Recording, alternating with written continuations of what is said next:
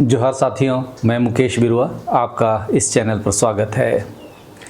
ज्ञात हो 600 करोड़ रुपए का चाईबासा बाईपास परियोजना का टेंडर कैंसिल कर दिया गया है।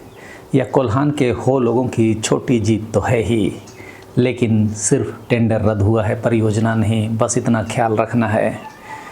सवाल यह है कि यह सिर्फ एक सरकारी फाइल की कहानी है या इसके पीछे ज़मीन के मालिकों, रैयतों का वो हक छुपा है जिसे अक्सर विकास के रास्ते में रोड़ा कहकर खारिज कर दिया जाता है।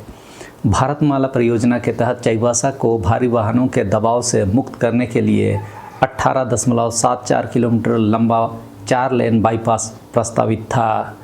यह रूट NH 75E पर 136 से 150.6 किलोमीटर के बीच प्रस्तावित था। खूट पानी के पुटीदा से शुरू होकर करलाजुड़ी, बाईहातू, टोंटो, खापुरसाई, तोलगोसाई, सिंहपुकुरिया से गुजरते हुए चाईबासा इंजीनियरिंग कॉलेज के पास ख़त्म होना था। हालांकि सरकार ने मकसद में कहा था कि शहर के भीतर भारी वाहनों का जाम कम करना और सड़क दुर्घटनाओं में भी कमी लाना है। लेकिन आपको क्या लगता है, क्या सरकार सही कह रही थी या बहाना बना रही है?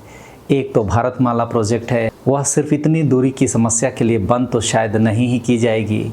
बाकी लोगों के बीच विरोध का वातावरण ना बने उसके लिए भी, और उसके अलावा अधिक समय गुजरने के कारण भी सिर्फ टेंडर रद्द किए गए हैं।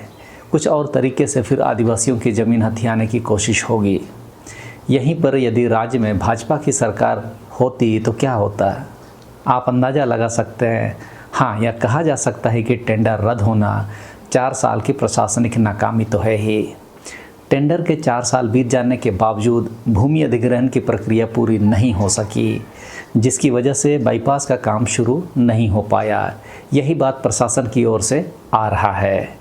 जिला भू अर्जन विभाग की तरफ से रैयतों से कई दौर की बातचीत हुई। कुछ रैयत ज़मीन देने को तैयार भी हुए, लेकिन कुछ लोगों के विरोध की वजह से प्रक्रिया आगे नहीं बढ़ सकी। यह सब रिपोर्ट में है, पेपरों में है। मैंने अपने वीडियो में आपको बताता रहा हूँ कि खतियान जो है वो आदिवासियों की ज़मीन बेचने का एक माध्यम बना हुआ है। ना ही खतियान होता और ना ही हमारी ज़मीन कोई खरीद सकता। पहले ज़माने में जल, जंगल और ज़मीन सब सामूहिक होता था। उसी को अंग्रेज़ों ने खतियान देकर व्यक्तिगत संपत्तियों में बदला, जिस कारण आदिवासियों पर भी टैक्स लगाने में उन्हें सुविधा हुई। लेकिन जो संपत्ति सामूहिक थी उस पर कोई टैक्स नहीं लगता था। आप बिरसा मुंडा के आंदोलन को देखें तो उन्होंने भी जल, जंगल और ज़मीन के विरासती अधिकार जो आदिवासियों के पास थे उसे खतियान देकर व्यक्तिगत किया जा रहा था, जिसका विरोध मुंडा समुदाय ने किया और अपने समय में बिरसा मुंडा ने आंदोलन की अगुवाई की। अब खबर के अनुसार और बीच बीच में जिला उपायुक्त के अनुसार भी यह बात उठती रही है कि कुछ लोग उस सड़क के लिए ज़मीन देने के लिए राजी हुए। वे लोग कौन लोग हैं?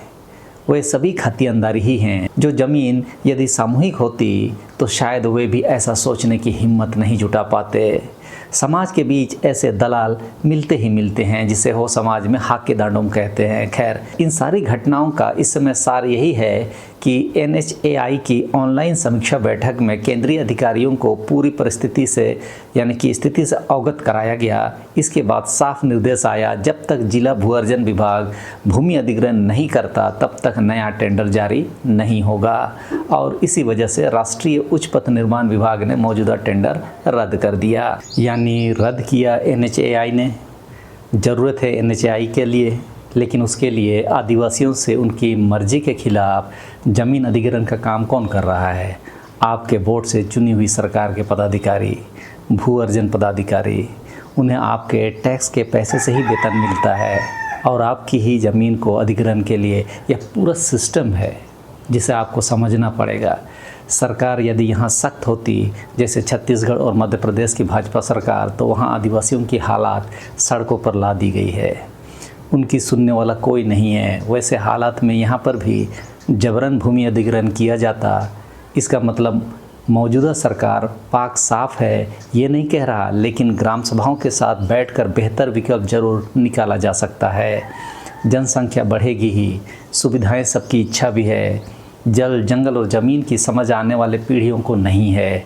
यही पीढ़ी अधिकारों की लड़ाई लड़ने वाली अंतिम पीढ़ी लग रही है।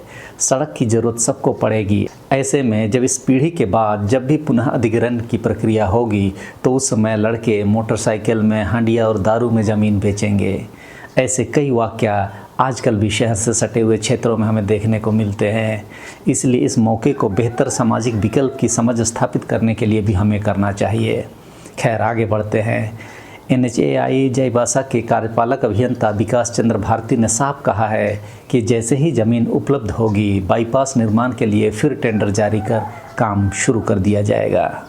यही बात आपको शुरू में मैंने कही थी कि सिर्फ टेंडर रद्द हुआ है, परियोजना नहीं।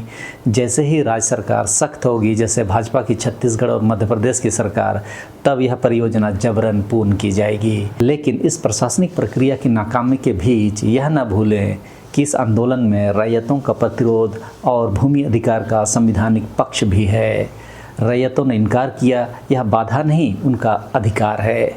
मीडिया रिपोर्ट जिस भाषा में लिखती है, कुछ लोगों के विरोध के कारण प्रक्रिया आगे नहीं बढ़ सकी, उसमें रैयत का इनकार एक समस्या की तरह पेश होता है। लेकिन क्या यह समस्या है या यह संवैधानिक अधिकार का इस्तेमाल है? झारखंड जैसे राज्यों में जहां बड़ी आबादी आदिवासी और मूलवासी रैयतों की है, भूमि सिर्फ संपत्ति नहीं है, वह पहचान है, आजीविका है और पुरखों से जुड़ा रिश्ता है। छोटा नागपुर काश्तकारी अधिनियम यानी कि CNT एक्ट रैयतों की ज़मीन को विशेष संरक्षण देता है और भूमि अधिग्रहण अधिनियम 2013 भी यह सुनिश्चित करता है कि किसी की सहमति और उचित मुआवजे के बिना ज़मीन छीनी ना जाए, और आदिवासी इलाकों में तो अंतिम विकल्प के रूप में होनी चाहिए। उससे पहले के क्या विकल्प थे उस पर भी चर्चा होनी चाहिए। यानी अगर रैयतों ने ज़मीन देने में हिचक दिखाई है तो उसका कारण मुआवजे के दर, पुनर्वास की शर्तें या प्रक्रिया में पारदर्शिता की कमी हो सकती है। वह भी सिर्फ विरोध नहीं बल्कि कानून के दायरे में अपने हक के लिए खड़ा होना है। लेकिन कोल्हान में लोगों ने ज़मीन से अपने विरासती अधिकार, ग्राम सभा की सहमति का ना होना, सामाजिक और सांस्कृतिक बेदखली आदि के कारण संवैधानिक अधिकारों के हनन को जोर शोर से उठाया। भूमि अधिग्रहण का यह वही पैटर्न है जो हमने केन बेतवा लिंक प्रोजेक्ट और कई दूसरी बड़ी परियोजनाओं में देखा, जहां विकास के नाम पर भूमि अधिग्रहण की प्रक्रिया जल्दी पूरी कराने का दबाव बनता है, लेकिन रैयतों और आदिवासी समुदाय के पास अपनी शर्तों पर बातचीत करने का संवैधानिक हक भी है। और जब वे उस हक का इस्तेमाल करते हैं तो प्रशासनिक मशीनरी की नाकामी का बोझ अक्सर उन्हीं पर डाल दिया जाता है। तो असल कहानी यह है, टेंडर रद्द होने का सीधा कारण प्रशासनिक है। भू अर्जन विभाग समय पर ज़मीन उपलब्ध नहीं करा सका, लेकिन इस नाकामी के पीछे एक वजह है कि सभी रैयत यहाँ आदिवासी ज़मीन देने को तैयार नहीं थे। यहाँ ज़रूरी है कि हम भाषा को लेकर सतर्क रहें। जब रिपोर्टिंग में रैयतों के इनकार को सिर्फ बाधा कहा जाता है तो यह उनके संवैधानिक अधिकार को कमज़ोर करके पेश करता है। असली सवाल यह होना चाहिए, क्या रैयतों से बातचीत पारदर्शी थी? क्या मुआवजा उचित था? क्या उन्हें परियोजना की पूरी जानकारी और निर्णय में हिस्सेदारी दी गई? ग्राम सभा की सहमति ली गई? शायद अखबारों की सुर्खियों में ये सब नदारद थे। 600 करोड़ की परियोजना का रद्द होना सिर्फ एक आर्थिक नुकसान की खबर नहीं है, यह भी दिखाता है कि बड़ी इंफ्रास्ट्रक्चर परियोजनाएं तभी टिकती है जब भूमि अधिग्रहण की प्रक्रिया रैयतों के भरोसे और सहमति पर खड़ी हो, जल्दीबाजी पर नहीं। तो अब आपकी बारी है। अगर आपके इलाके में भी कोई परियोजना भूमि अधिग्रहण की वजह से अटकी है तो कमेंट में बताएं। क्या वहां रैयतों से सही तरीके से बातचीत हुई या सिर्फ दबाव बनाया गया? इस वीडियो को आप लाइक करें, चैनल को सब्सक्राइब करें और बेल आइकन ज़रूर दबाएं ताकि आदिवासी अधिकार की खबर आप तक पहुंचते रहे। जोहार।